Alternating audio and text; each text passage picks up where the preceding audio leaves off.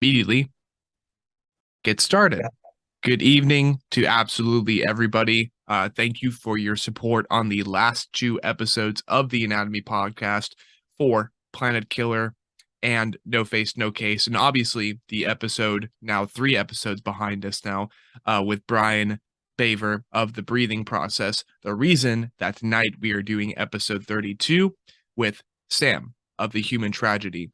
For those of you who are familiar with the formula, we have the first section that is meant for the person, where we're really learning the history and how the musician at hand got into doing what they do as a musician. And then the second half, we kind of learn all the questions that you can imagine, basically enabling and enacting perspective for the musician at hand as far as the band that we are also trying to promote in the process during this podcast episode. Now, again, joining us tonight here is Sam. If your last name is Brashear. Okay, cool. So now we know that. So Sam Brashear of The Human Tragedy, which is a really, really cool album. The man himself, Sam, sent Legacy of Extermination, the title track, off of one of their full lengths that came out this year, Legacy of Extermination, basically combining what I would argue to be some of the best, spookiest elements and orchestra, everything that I've actually ever wanted to do in the band, and a little bit more, just kind of elevating what I'm wanting to do now for my own project with this album. Be sure to go check it out. But basically, as we get started, Sam, how are you doing, sir? I'm very good. Good. And again, basically tonight we're going to be learning about you as a person, you as a musician, your entire legacy thus far, with the little snippets that we've heard, you and me bouncing back and forth in our messages. And then we will be just asking you a couple questions about your participation, your contributions to The Human Tragedy, which seems to be a really cool band. And again, I loved the Legacy of Extermination album, front to back, really, really cool. Really felt like a movie soundtrack. So, I mean, basically just go from the very beginning, the earliest point of your musical career, and tell your story, man. Because from what I've heard and from what you've been telling me, like, we got a lot to talk about. This is actually the first time I've ever told how I got started in music, for one. Cool. I was probably 9 or 10 years old. I was having trouble sleeping a lot, and my grandmother, my dad's mom, had heard that, classical music will help, sometimes help put you to sleep. So I remember getting this box that she gave me. It had a bunch. It was a time life collection of like Bach, Beethoven, Handel, and all these different CDs with different pieces in them. And I just remember they always helped me fall asleep, and I guess it just kind of stuck on me from that point. But through my teenage years, I really didn't play anything. I didn't start playing music until I was 19, and I remember the moment that I wanted to start playing was I think it was like November of '99, and I think Metallica's S&M just came out. And I remember watching that, and I thought that was like the greatest thing ever, because it was metal and also had the orchestral elements with it too. Right. I mean, that was pretty much what kind of gave me the itch to go out and learn to play in the beginning. Okay. Let's see. And then let's see. So you mentioned that as early as 10 years old, you were like having sleeping issues, and that basically classical music, Beethoven, plenty of artists like that ended up getting you into what you do here at the moment. And that when it came to the early teenage years, middle school to high school, you ended up plugging into Metallica, which is really cool. So if anything, as we continue the story, basically what I want to know is, when did you end up like investing even vaguely into drums? Like, what was the earliest point that you ended up investing into drums? I remember it was in 2003. I was hanging out with a guy that my mom worked with his wife, and he invited me down, and the first thing he played for me was Dimmu Borgir's Puritanical Euphoric Misanthropia. And I thought that was probably the most insane thing I had ever heard in my life. From the guitars, the drums were absolutely like, I was like, I can't believe people can actually play this because I've never heard nothing like it. Because prior to that, I was just listening to like the older Metallica, Testament, pretty much all the thrash bands. And after that, I mean, it snowballed with demo. Then I discovered Dream Theater, Symphony X, right afterwards, and then it just kind of just grew and grew from that point on. Fun, yeah. And you said early on, like what were the first like major bands that were really getting you into drumming? What did you say they were? Metallica, Megadeth, Megadeth. um, Slayer, like metal Slayer, like Diablos era stuff like that. Fun, yeah. And I mean, naturally, at that point, when you're investing into drums and you're listening to something like death metal, it's like, like with no experience applied to the process thus far, death metal is almost intimidating. Like even early on when I was just listening to Slipknot, or when I was getting into what I would call 2000s to early 2010s. So basically late 2000s, early 2010s, emo, Sleeping with Sirens, Pierce the Veil, Black Veil Brides, which are very starter kit bands for that culture. Like excluding the swoopy hair aesthetic, which came with all of the bands at the time. I remember listening to Slipknot and other harder artists, and for sure, like intimidating. I remember even saying and thinking that Slipknot was like a psychotic band. The Devil and I's music video back in like 2015 or something. I remember being authentically scared because of the Devil and I, the music video, and how Sid was like chewing off his own fingers. I'm like, wait a minute, is that real? You know what I mean? Like it was an it was an unfortunate it was like it was it's another good example of like early on it's intimidating, but as you start investing more into it, it became more comforting. So throughout your high school career, really, like what would you say were your major contributions and milestones that you ended up accomplishing as a drummer? Like I didn't start playing music till I was 19. I mean, but before playing music, I was grad school, high school. I was all into sports. Like Sports. I had no interest in music until I was 19. It was just that one Oh, singular event that kind of lit that for me to try to pursue that and get better at it. right. Yeah, my 4 years they were pretty lame. I mean, it was middle school was the same, just playing sports.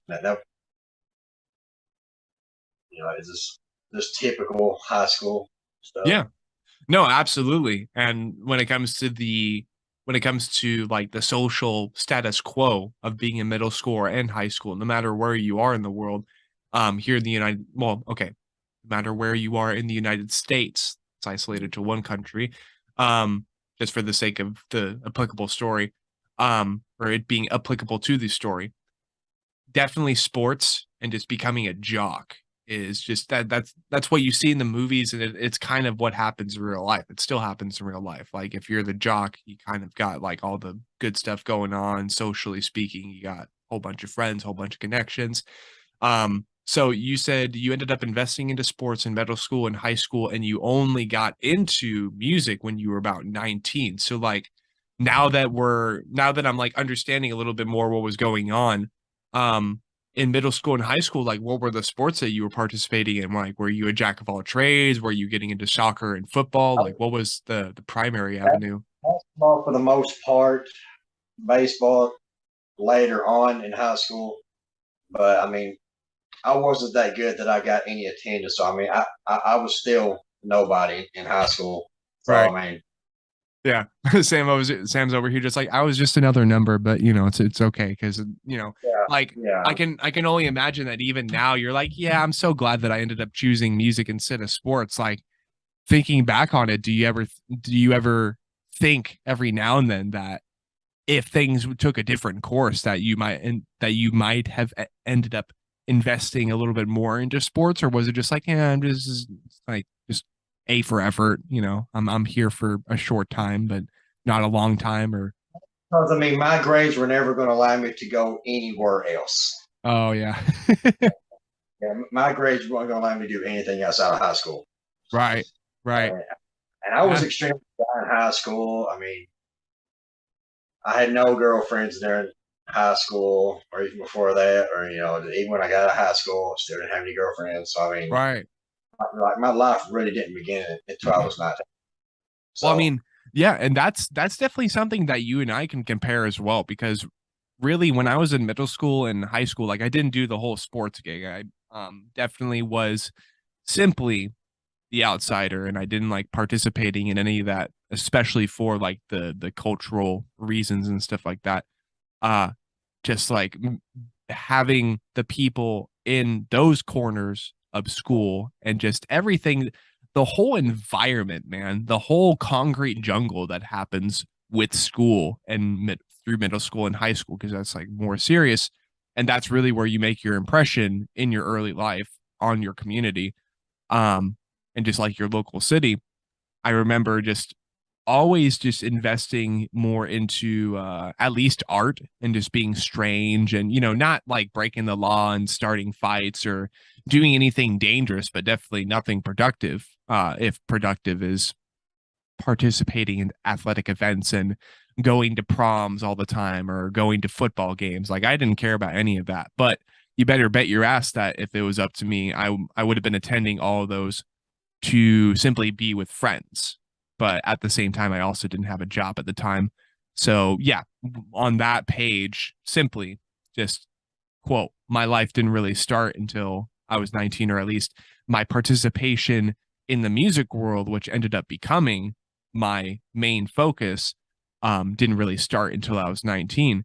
And yeah, I mean, simply put, I was always cooking up ideas for like band projects, and I've always wanted to become a bassist. And now even me myself, I'm like, huh, kind of sounds fun to do the chops for a band and just smack a set. And then on top of that, eventually being a deathcore kid, it's like maybe it would be cool one day to learn how to do like blast beats and shit on a on a drum set. But with all that in mind, then definitely want to kick things into gear a little bit and ask how everything like quote started. Like how was 19 the age that you ended up starting and really investing into what would be your current path?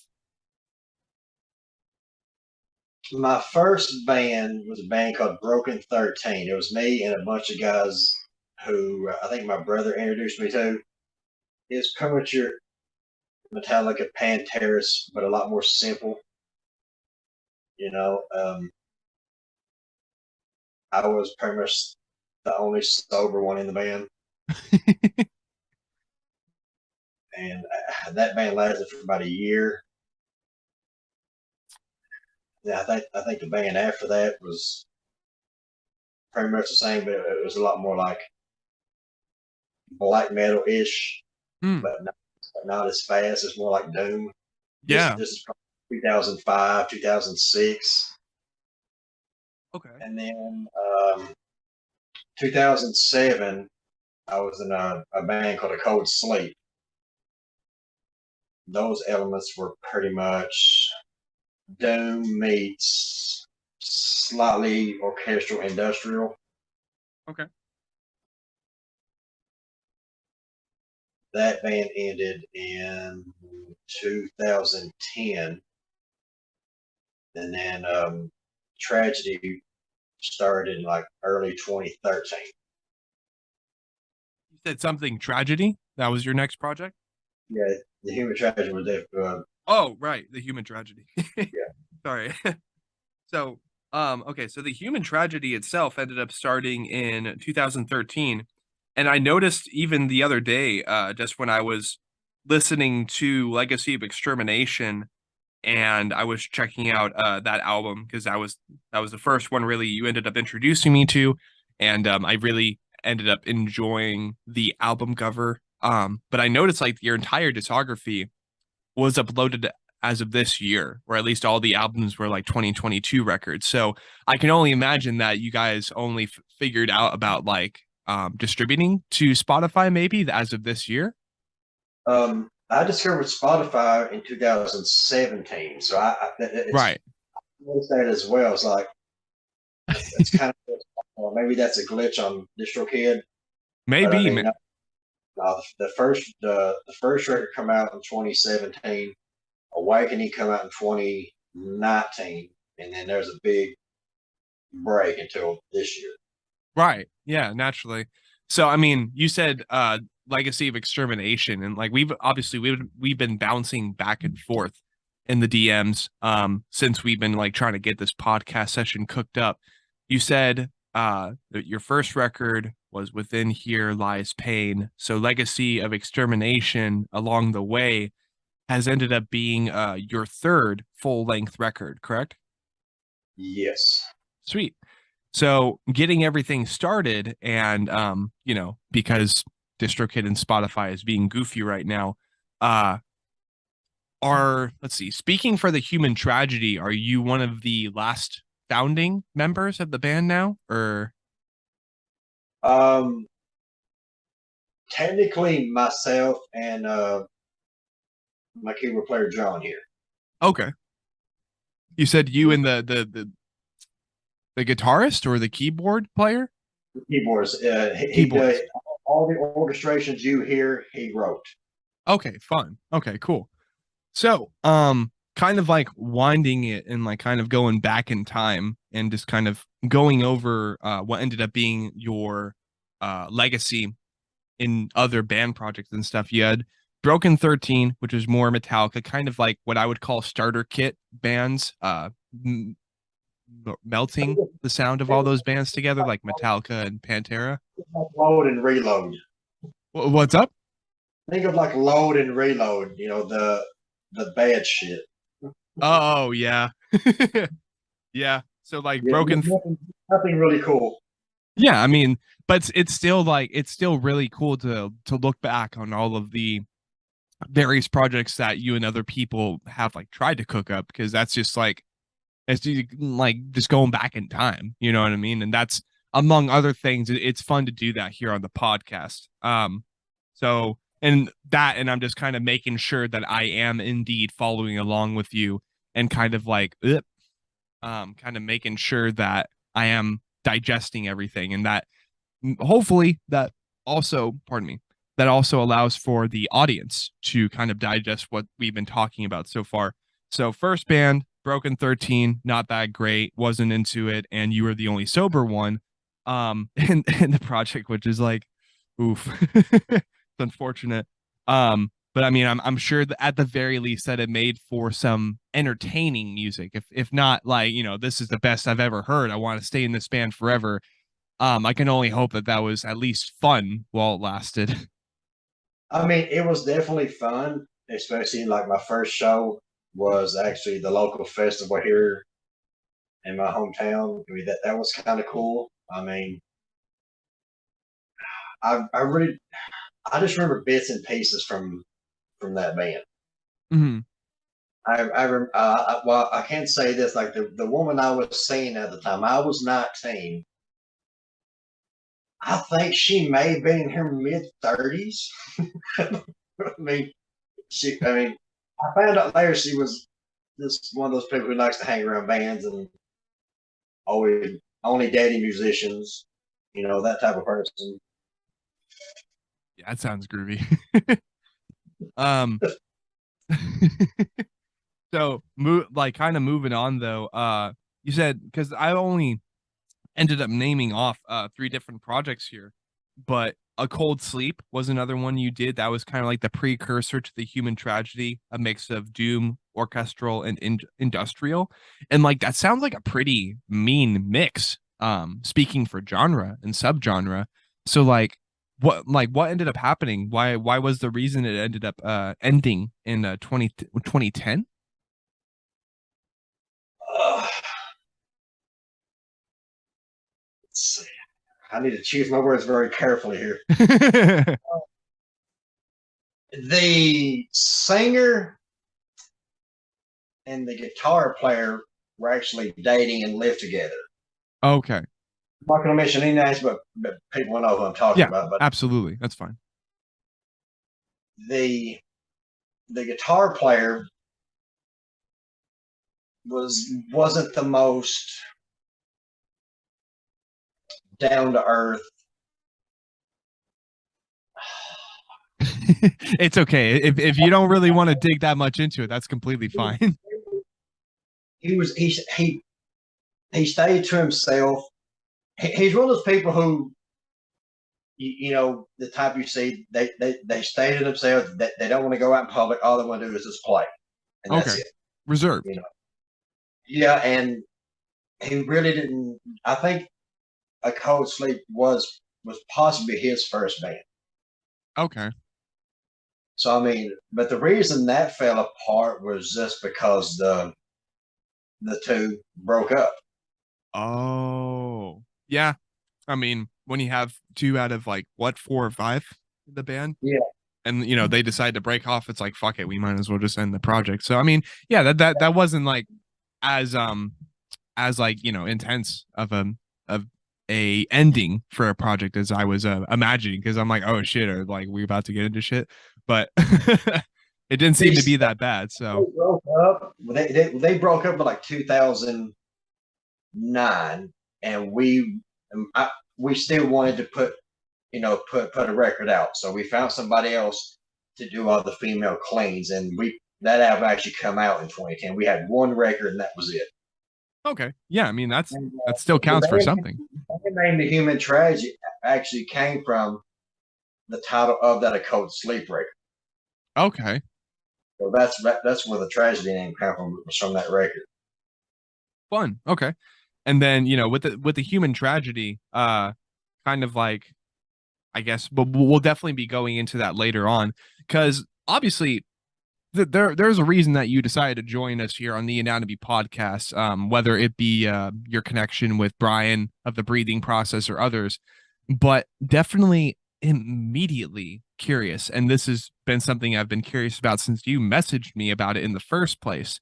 So like as we're kind of going over your legacy and learning your story thus far, we learned about, early on your love for Beethoven and how that ended up get like kind of you're like, okay, this is pretty cool. It puts me to sleep. And then you ended up kind of digging into a more athletic career throughout middle school and high school, like not a career, but just an athletic avenue. There you go. And then you really started out your musical legacy, started participating in bands the start when you were 19, fresh out of high school, fresh with ideas. You're just like, I just want to go on adventures. I want to make music. Let's do shit. So you end up going through three different band projects, and then you end up, or three that I have written down. Oof. You go like through three or four different band projects, and then you end up at the Human Tragedy, starting that in 2013. So I can only imagine that you and that band have made plenty of big moves over time, and just, making some interesting decisions, musically speaking, and in all authenticity, stuff in the music that I've been searching for with other bands for years now. So basically, as we're continuing to learn about your story, I'm sure you've had some pretty interesting people that you've talked with and that you have simply learned about music from, including the likes of Hans Zimmer, Danny Elfman, Lauren Balfe, and the last one is I think Junkie XL. I'm not sure if that's how it's meant to be said. But let's go ahead and talk about that, man. If you're okay with talking about that, because that's like, bing, like, well, what? That probably started. I In a Cold Sleep. That's where I had discovered, sample libraries and how you can use MIDI and do sound replacement. So that's where I pretty much learned about that. Um, Not too long after I put Tragedy together, I stumbled upon this composers forum. It's called VI Control, and it's pretty much all about people in the industry and other people who write, record, compose for film, music, and anything else. There was one day I was looking over a thread, and this is probably right not too long after the movie Inception come out, and everybody after they were doing the big low Brahms and low brass like everywhere. I mean, every Ooh. topic. And and I discovered that Hans was actually on there. So slowly I started, talking to him, sending him messages back and forth, trying to pluck his brain for different stuff. What was you thinking when you done this? How did you come up with this? And he sent me a request on Facebook. So we started talking from there and just pretty much back and forth. And in 2014, I got the opportunity. He told me if I wanted to come hang out, we could. So put that together, flew out there, spent about a couple hours. It was him. It was Anne Marie Calhoun who does all the solo violin stuff for him. I met Lauren Balfe. I mean, Lauren has done movies like Terminator Genesis. He's done a bunch of video games. He's done the last two Mission Impossibles. And Junkie done all three of the Allegiant movies. He done Mad Max, 300, Batman versus Superman, and a bunch of other stuff. I mean,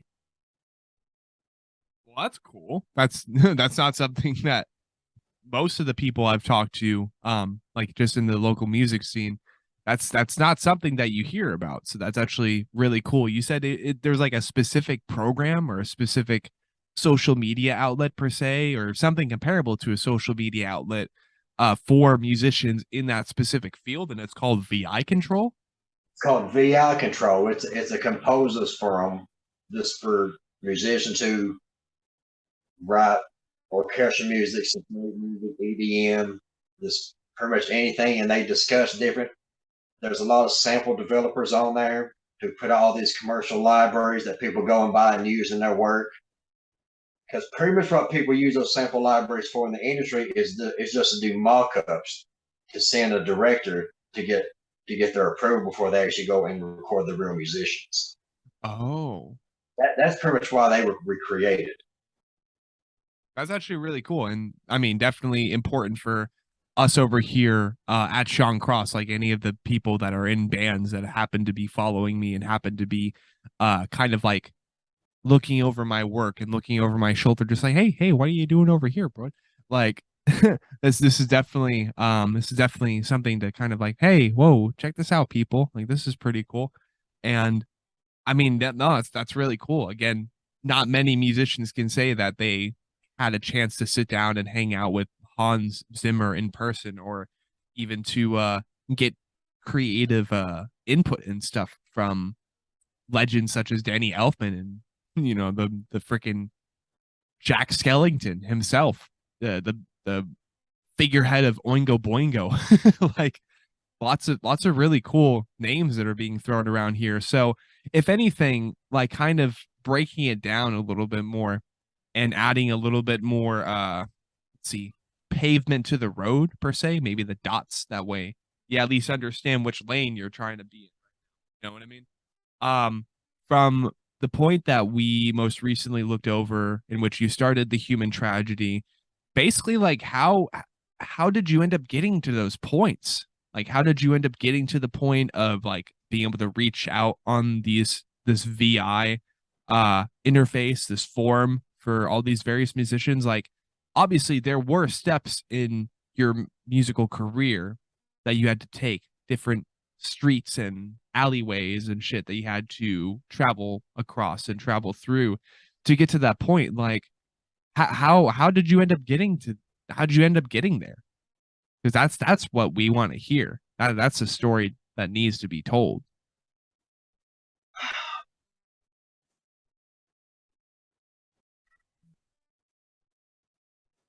I don't know. I mean, I'm the type of person, if I really want something, I'm not going to stop until I get it. I mean, what's the worst he could have said? If I wanted to hang out. No, he's just like any other person, but Yeah. just I guess more, well, say more important, but you know, he's just another human being. Right. No, absolutely.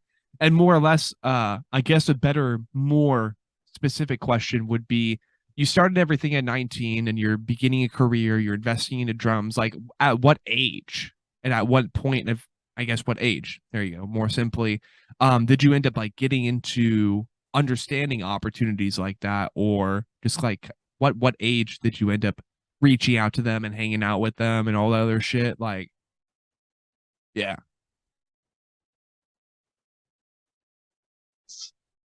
I think the first time that I think I ever remember being that adventurous was when I grew up and I was playing basketball. I was probably maybe 11 or 12 years old, and my favorite basketball player was Larry Bird. And I wrote to him in like the sixth grade. When you see this fan mail back and forth, pen pals, and other stuff. And there was this video that he had put out. It was talking about his mom and dad and all this other stuff. And for whatever reason, I'm like, I know the town he was born in. I know his family's name. I'm going to dial directory assistance, and I'm going to see if if his mom is still alive, and I'm going to talk to her. So at 10 or 11 years old, I'm talking to his mom, talking about him. Okay. Yeah. Cool.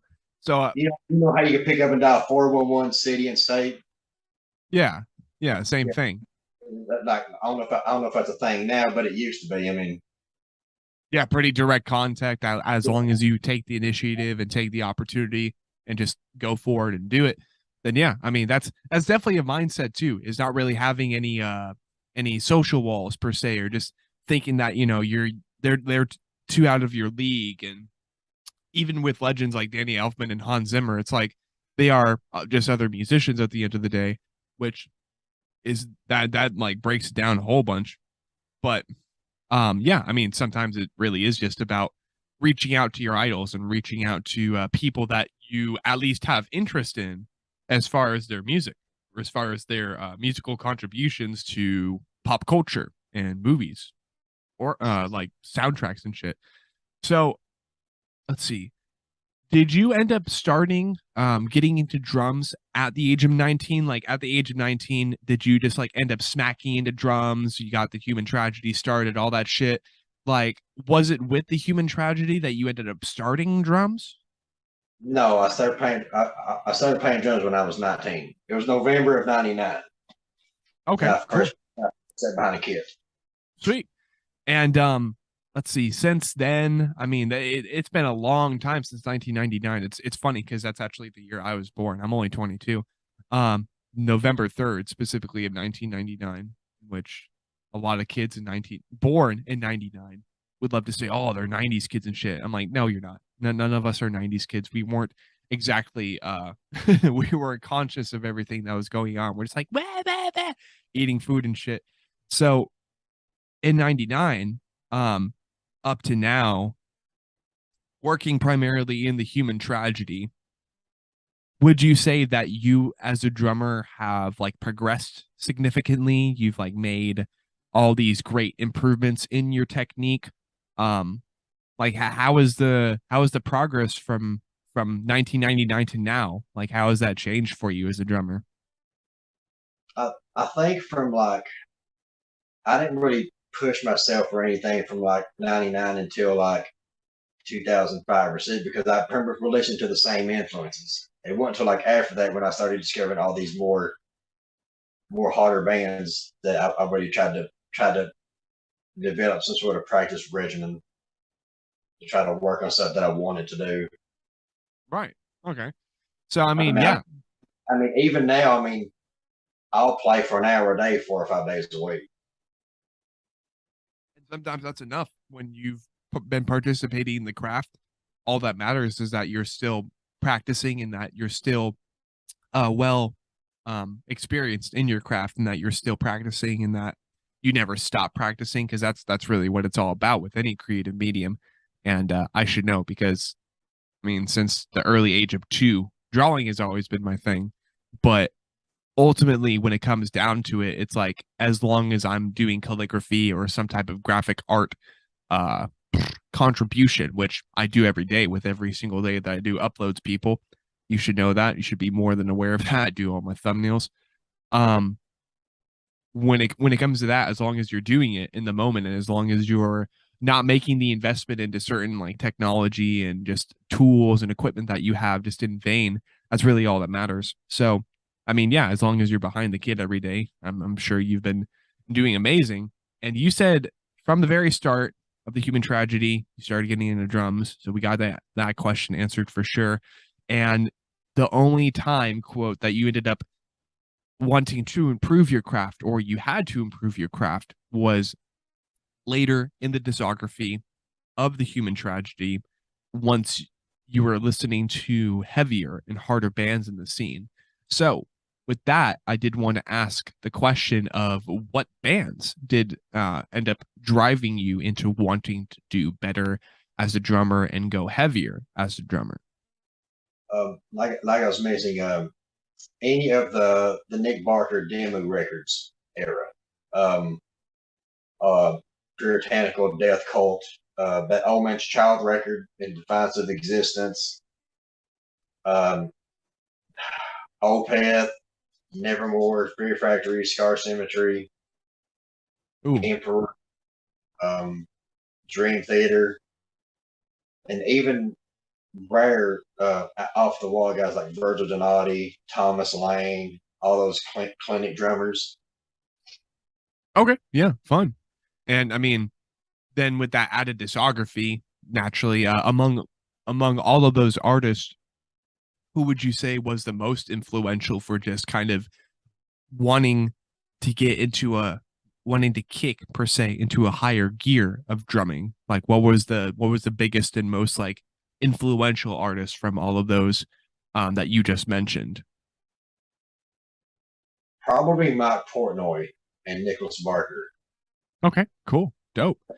So Both as we're kind of continuing, sorry, you were saying something, sir?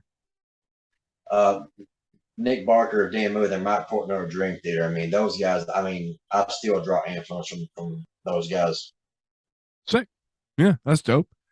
So, as we're continuing and learning more and more about Sam Brashear here of the human tragedy, a really cool blackened, I would say, symphonic death metal band, not deathcore, because basically there aren't any like pig squeals like we have over with Infant Annihilator or really any of the bands that we've had on the podcast before, which is like not to throw a jab because it's definitely awesome to have variety as far as bands here on the podcast. It's actually one of my utmost like my top priorities is to have like a variety of different bands, artists, and musicians here. So as we kind of like dive into a new avenue, a new lane here, musically speaking, um, I don't know, like you had the you had 2 records that you wrote up until the point before getting into like a sub extermination. So I mean, throughout the discography of the human tragedy, what are like some of the biggest lessons that you've learned, like as a drummer or just even as a person? Have you had any moments of like enlightenment or any new things that came to fruition mentally? Like what was going on throughout the now? What is the entire discography of the human tragedy so far? I think the biggest thing that I've learned from tragedy would have to be that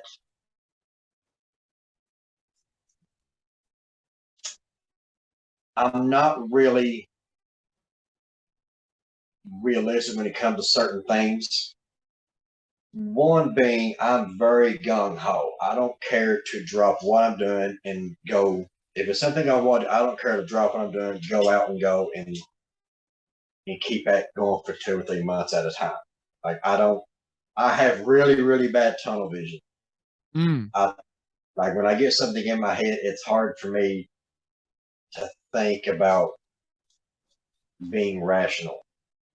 Like for instance, let's say like I want to tell the guys, I want to go play 70 shows in 2023, and we're going to hop in this van, and that's what we're going to do.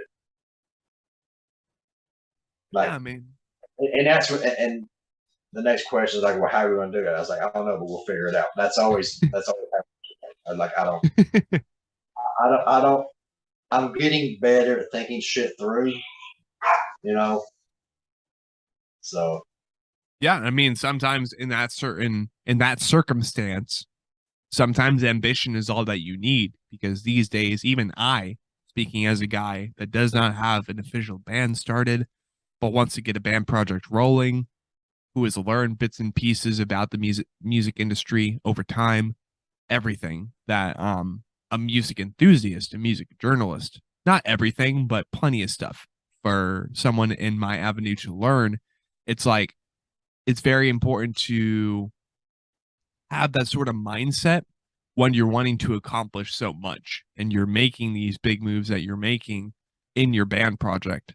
Um, and I think one good way, one pretty solid way to kind of wrap up what will be the people part of the podcast. Let's lot of peas.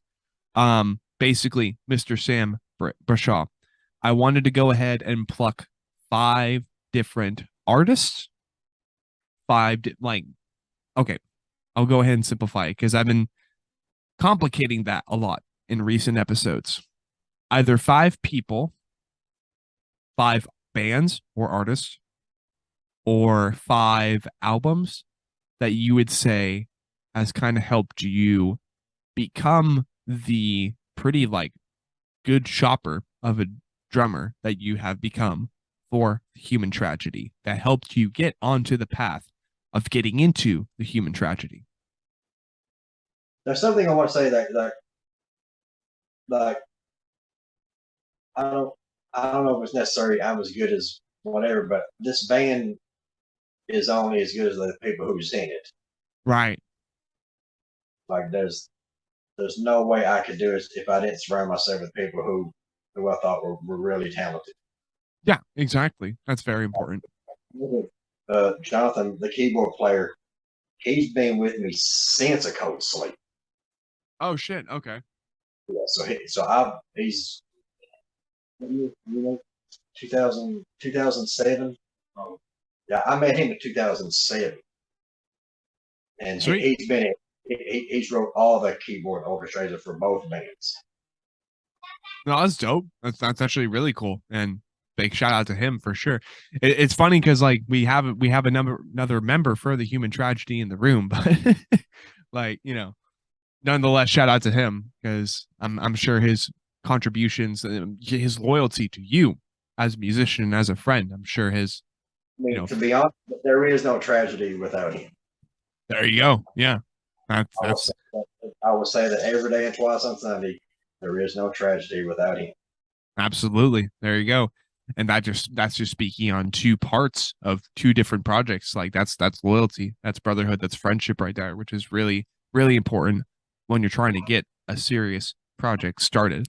But as we were saying before, what would be 5 people, 5 artists or musicians and or 5 bands that you would say have helped you kind of traverse onto the path that you are currently on with the human tragedy?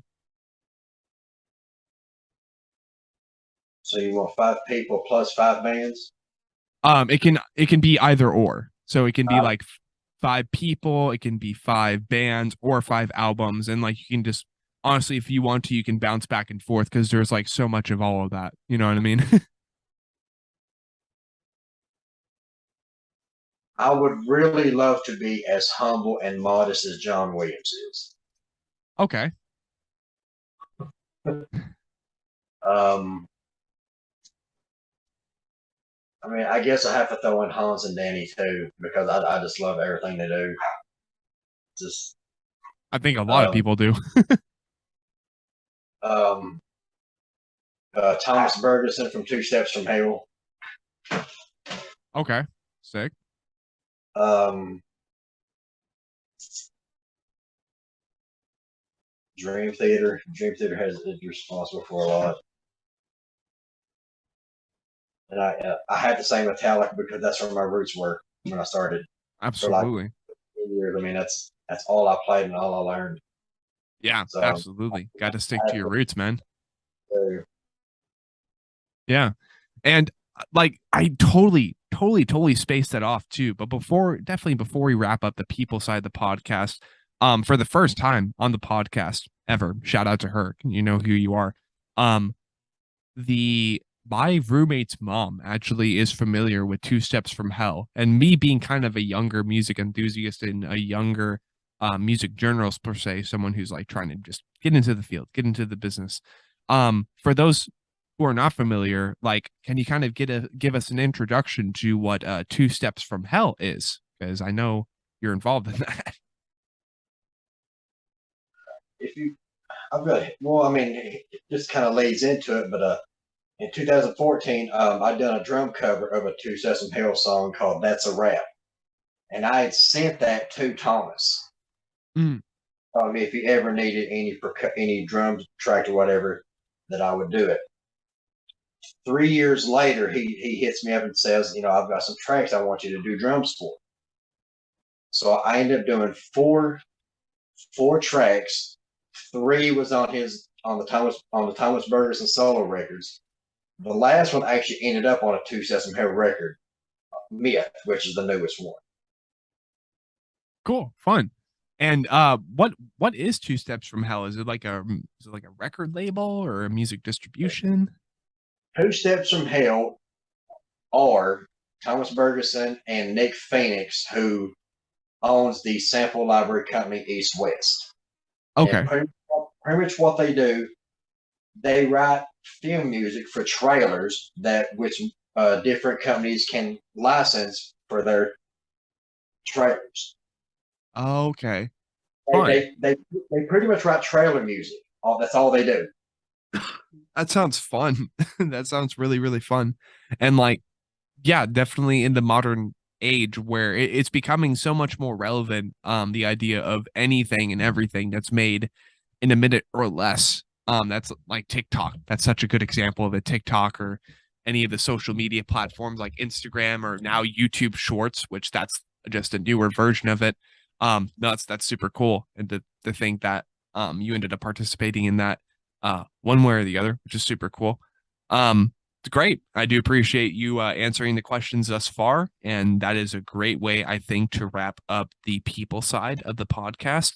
Now we descend into the human tragedy and your contributions to that. So, being that we were not able to get the whole lineup, per se, of the human tragedy on the Anatomy podcast tonight, we have Sam here, the chops, the drums, for those of you who are not familiar and maybe just kind of spaced off after a little bit, which is completely fine. I understand. Sam is the drummer. And now with this side of the podcast, we kind of learn more about the band from your words, your perspective, your opinions, all that fun stuff. And you did, what's funny is you did end up answering the initial question earlier in the podcast session. But if anything, we'll just be having you go into a little bit more detail concerning the answer of this question, which would be how did the name, the human tragedy, end up being conjured for this pretty intense, pretty theater friendly project? The human tragedy, as I mentioned before, it come from the Occult Sleep record. The Occult Sleep record was called The Human Tragedy. Oh, And I liked the name. I really liked the name, so I just kept it. fun. Yeah. And I mean, let's see. So we got that covered, which is cool because no offense to anybody before who's been on the podcast, because we've loved all of you. We've loved all of your time. But pretty often in our scene, in the scene of deathcore and hardcore, or even like Slam and shit. Usually when people cook up names, it's like, it sounded cool. But at the very least, you ended up plucking the name for what ended up being the human tragedy off of a record of a prior project, which that's pretty cool. So was it just the name, or did it were there any ties to the album the project was named after? Like what was there any narrative context or something that you wanted to continue from that album that ended up becoming a whole band? I think I went through like a bunch of different names. I just I just didn't like them enough to actually name the band that. I just remember like I think I was listening to that record something in the car or something, and I thought, well, wait a minute, it's kind of a cool name, the record. So I just kind of pretty much how it happened, really. Yeah. Yeah, no, that's cool. So Um, there's a word. yeah, absolutely. And over time, I mean, just speaking from your perspective and your opinions and such, um, for what is currently the human tragedy, which is a pretty cool band, I would say. Pretty cool idea, musically speaking. What has been like the ultimate goal and desire for you, and what do you accomplish for this band?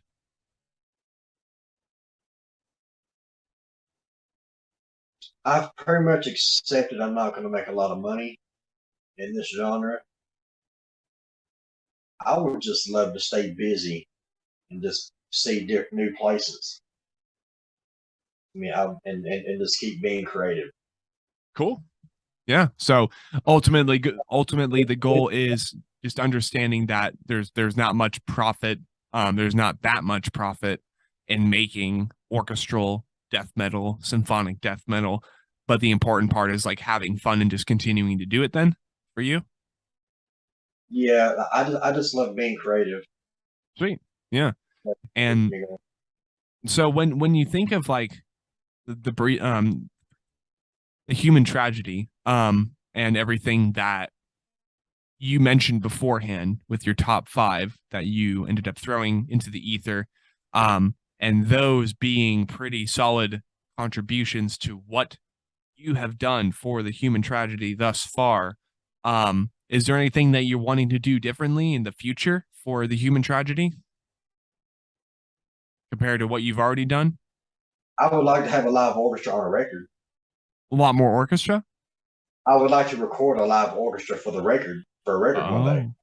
Oh. Ooh, okay. And that's funny because it kind of sounds like you did. Like with how I guess for someone like me who's not really that well versed in like how recording process goes or anything of that similar nature, or even just hearing an organic orchestra that often on a record, I absolutely thought it was a real orchestra and stuff. So, I mean, yeah, I think that's a goal for a lot of musicians and bands right now, even if they're not in this specific avenue lane of metal music.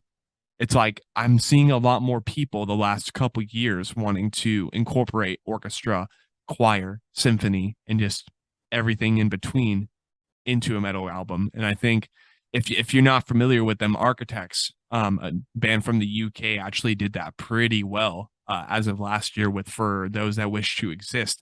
They didn't it wasn't like the main priority by any means on the record, but they incorporated, I think, orchestra and choir and just everything in between again where they could on this record, and it really added a nice little flair to it. But um, I guess that's a pretty good way to that's a pretty good question to ask too. Is like, are you kind of familiar with like the surge of symphonic death metal and symphonic metal that is I don't know if it's been a thing for a long time, but it's definitely becoming more apparent in the last couple of years. Like, have you been able to witness that, and like, are you familiar with the trend and boom in orchestral and symphonic elements being added to heavy music as of recently? I've noticed it. I mean, I remember on the Code Sleep record, like there weren't that many sample libraries out Right. to be able to do that stuff. I mean, there was probably like four or five that were out. there wasn't a lot of, I guess, resources out there during that time. And then even though there was that not that many out, they sample libraries were not as mainstream and well known as what they are now. Yeah. I didn't notice sample libraries getting really, really big until probably around 2010, 2011. I slowly started hearing choirs, horns, full string patches, Right. you know. But I mean, I think it. I think orchestral elements with metal is the perfect blend. I mean, I just after playing with samples for this long, I can never play in a band that didn't have any sort of like orchestral elements in the background because it just adds so much life to it, and it pretty much takes the track somewhere else. Exactly. It makes it, it definitely makes it feel like more authentic, more organic when it does have orchestral or symphonic elements incorporated. Because, like, I think that really allows for the emotion to leak out and for the music to become more human, which is funny to think because the only difference then is more clanky metal instruments instead of like instruments plugged into amps and into just various equipment to make it sound loud and or for it to concentrate into a computer instead. Like with all of that, that's not something you got to plug in. Just got to play it loud and have a lot of people doing it, which I can only imagine that just adds a little bit more depth to what is there already. Um, Definitely does for me. I've been in love with all of those elements being incorporated into heavy music for such a long time now. And I've been searching for it more and more. And now that we have the black and deathcore trend and the black and deathcore, black and death metal surge happening here, including bands like The Breathing Process, shout out to Brian. We got legends like Lorna Shore, Shadow of Intent. We got Shrine of Malice as of recently. We have Worm Shepherd, like so many bands that are taking those type of elements and making them their own. It's super cool to see. And as well, of course, the human tragedy, which we now can say that we've had the honor of hosting on our podcast. And as they continue moving forward, I'm sure they will be cooking up plenty of awesome material here in the future. And therefore, pretty good question, pretty interesting way, I would say, to come to a close with the Anatomy Podcast episode 32. What would you say is in the works for the human tragedy for the near future? What are you guys' plans? I think we're going to do a couple more shows this year, and then we're going to put together a release for probably the spring. I think we have enough for another full length right now. The only thing it's missing is vocals. And besides this, we finished. We're 90% done with one now as far as the orchestrations go. That that's going to need vocals. I mean, pretty much going to try to put another record next year. Sweet. Yeah. And has it been your aim to like what has been like your ultimate goal as far as because I know there are some bands out there that we know that like try to they want to release an album every year. Like has that been a goal for the human tragedy for a little bit, is to be able to do that on the regular, or are you guys more like no, let's just take a couple years and crank an album, and then if we have more than enough we'll just release after that? No, I mean, personally, what I would like to do, I would like to use like the fall and winter months to write and record a record, and then spend the entire spring, summer, and fall playing it out. Right. But I mean, I don't I don't like a lot of downtime. I don't do well when I don't have anything to do or work on. I can't Oh yeah. stand. I absolutely can't stand it. It drives me fucking crazy. I don't like it. I need something to work on. Okay. Yeah, And, naturally. and people close to me, especially my wife and she will say, it's, can we watch a movie or can we do this? I'm like, but John, just I got to work on this mix. We just finished recording it. Yeah. Let's see if I can't. Let's see here. Let's see. Like the track we just finished, almost it has 70 tracks of keyboards. 70 tracks of keyboard. Yeah. That's full Damn. string, jazz, full woodwinds, full percussion, choirs, and synths. Damn, man. That's a lot of shit. It's a lot of work to do. But I mean, that way you're just keeping yourself occupied, like you said, and it I completely understand that, just wanting to constantly be busy, because the moment that you're idle, the moment that you're silent and that you're at standpoint or standoff, you're just like, okay, what are we doing now? What now? That's the simplest and most probably terrifying question of any artist or musician. But yeah, I mean, I think with that being said, it is currently 7:09 p.m. for me. I'm sure it's a little bit later for you. We've had some time to spend here with Sam Brashear of the Human Tragedy, and apparently their keyboardist in the background. Shout out to him.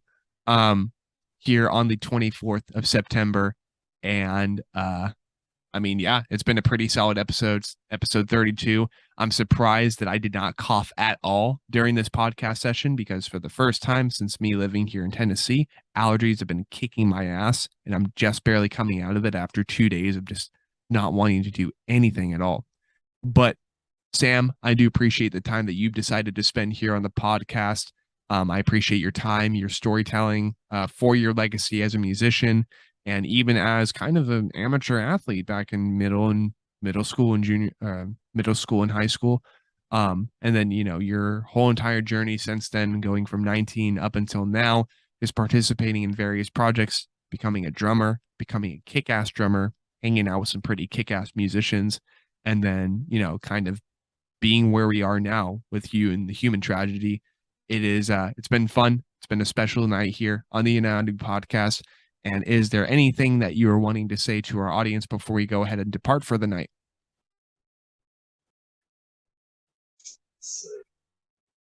I think just because you've been so nice and kind, would you like to hear something that we just tracked? Sure. That would be fun. I'll play that. I'm gonna play just a break. Okay. Let's see.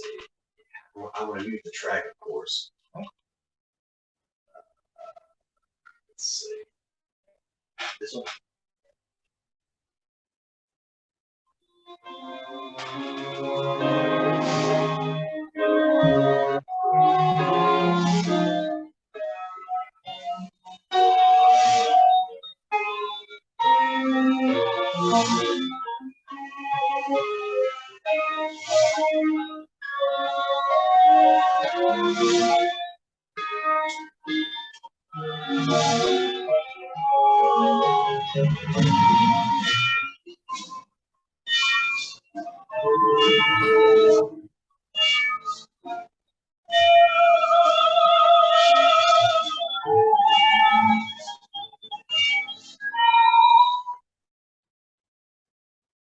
Oh shit.